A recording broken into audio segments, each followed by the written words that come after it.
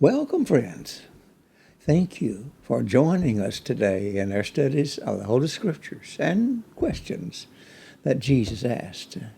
The question that, after a moment, we'll discuss is that is stated by Jesus in Matthew 21. At the conclusion of a parable, he asked, "What will he do to those wicked husbandmen?" This parable is one of three, right in the middle of two, in fact. It was given by Jesus on the day after he had cleansed the temple and taught in it the next day. He had cleansed the temple, and then as we look, we find that the next day he taught in the temple. And the rulers of the Jews and of the temple came and questioned him, "By what authority doest thou these things? Who gave you this authority?" Jesus said, "Well, I'll answer a question for you, if you'll answer a question for me. The baptism of John, whence was it? From heaven? From men?" And they thought within themselves and said, "Well, if we shall say from men, we fear the people, because all hold John to be a prophet. But if we say from heaven, he's going to say, well, why didn't you obey him?" And they said to Jesus, "We don't know." Jesus said, "Well, I don't answer your question either, but what do you think?" There was a certain man that had two sons, and he came to the first and said, "Son, go work today in my vineyard." And he says, "I will not." But then afterward, he repented himself and went. And he came to the second and said, "Son, go work today in my vineyard." And he said, "I go, sir." But he went not. To those that were gathered around him and questioned him about authority, he said, "Now which of these two did the will of the Father?" Well, that was easy to ask and easy to answer. And they said, "Well, the first." So Jesus answered the question that he'd asked them earlier about the baptism of John by saying, "Well, you see,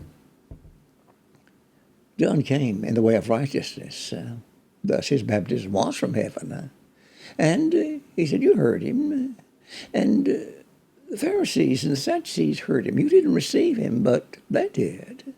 And after you saw what they did, then you didn't do anything to seek to correct your own lives." And then he said, "Here's another parable.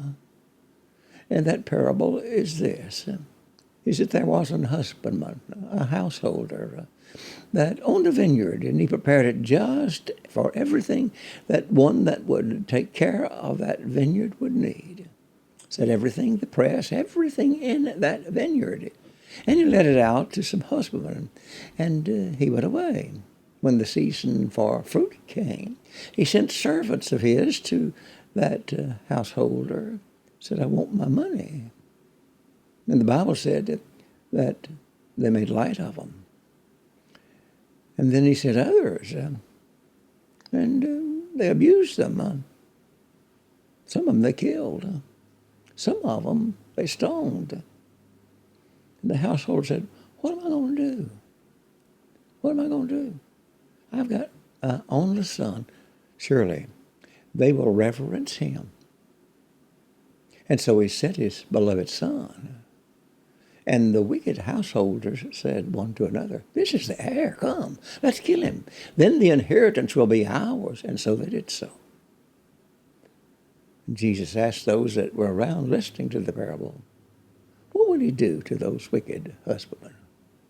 Well, the answer was obvious, and they answered. They said, "He will utterly destroy those miserable men and let out the vineyard to other men that will give him the fruit thereof." Well, that was the right answer. Jesus said, "Yes." And he said, "John came preaching in the way of righteousness. You didn't receive him." He said, "You know, that haven't you read that the stone which the builders rejected, the same as made the head of the corner? This was marvelous in our eyes. It was the Lord's doing." And then Jesus said, "He will come and he will destroy that wicked group of husbandmen." But then he wasn't through with his parables. He gave a third. That's in the 22nd chapter of Matthew, as these were in Matthew 21. He said there was a man, a king, and he was going to give a feast, a marriage feast for his son, and he invited many. And when the time came for that feast, he sent out his servants to tell those that were invited, come, all things are ready. Everything's ready. I've killed my oxen, my fatlings, everything's ready. Come to the feast. They made light of it. Some of them went one way, some went to another. And he sent others to them, and they killed them.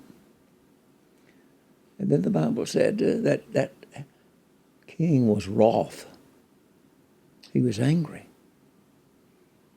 He sent his armies. He destroyed those wicked men. And he burned their city. My friends,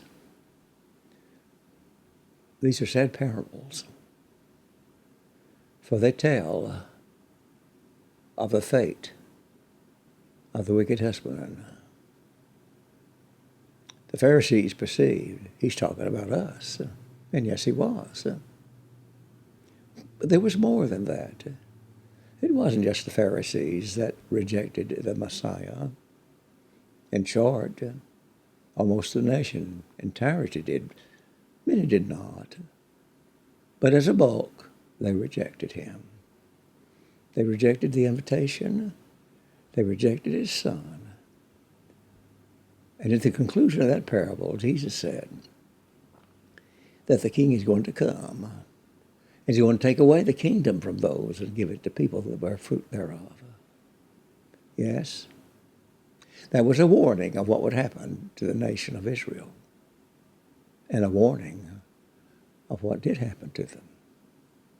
One of the saddest stories that one has ever heard is the story that he came to his own, and they that were his own received him not. But to as many as did receive him, to them gave he the right to become children of God, to those that believe on his name. My friend, accept the message of the Messiah. He is God's message to us. He's God sent. He is the difference between darkness and light, between hope and despair, and eternal security and eternal condemnation. Thank you for listening. May God bless you and yours.